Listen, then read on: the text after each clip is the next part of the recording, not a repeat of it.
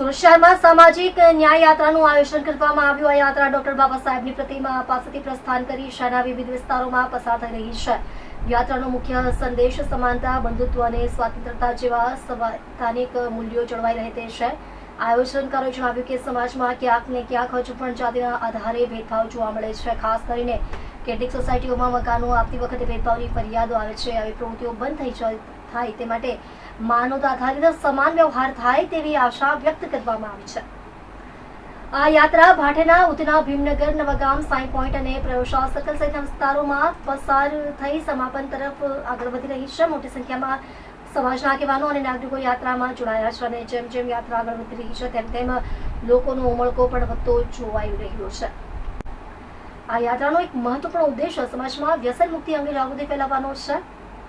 શહેરમાં સામાજિક એકતા અને સમાનતાનો સંદેશ આપતી આ યાત્રા પ્રત્યે લોકોમાં ખાસ ઉત્સાહ જોવા મળી રહ્યો છે।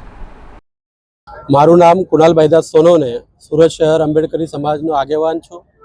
આજે ડૉક્ટર બાબા સાહેબ આંબેડકરજીના 135મી જન્મ જયંતિના ઉપલક્ષ્યમાં આ યાત્રા, સામાજિક ન્યાય યાત્રા જેને નામ આપવામાં આવ્યું છે, આજે પણ ભારતીય બંધારણના સમતા, સ્વતંત્રતા અને બંધુતાના જે નિયમો છે એના આધાર પર પણ આજે કામ થતું નથી।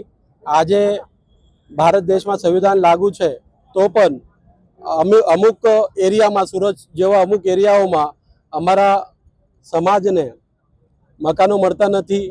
એમને વેચાતા લેવા હોય કે ભાડેથી લેવા હોય તો પણ એમને તકલીફો આપવામાં આવે છે। જાતિના કારણે એમને નકારવામાં આવે છે।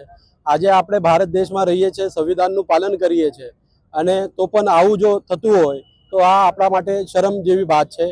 ભગવાન બુદ્ધએ માનવતાનો સંદેશ આપ્યો કે બધા માણસ એક સમાન છે અને એના પ્રમાણે આપણે બધાને ચાલવું જોઈએ।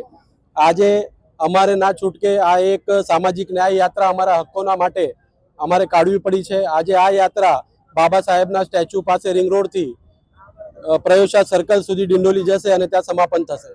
કેટલાક લોકો જોડાયેલા છે અને રૂટ શું છે આમથી? માન દરવાજા રિંગ રોડ બાબા સાહેબના પ્રતિમાથી આ રેલી ચાલુ થવાની છે અને સમાપન ડિંડોલી। હા, આ રેલી અત્યારે પ્રતિમા પાસેથી શરૂ થશે, પછી ભાટેના, ધરતી નમકીન, ભીમનગર, નવાગામ અને ડિંડોલી પાસે સમાપન થશે। કેટલા લોકો જોડાયા?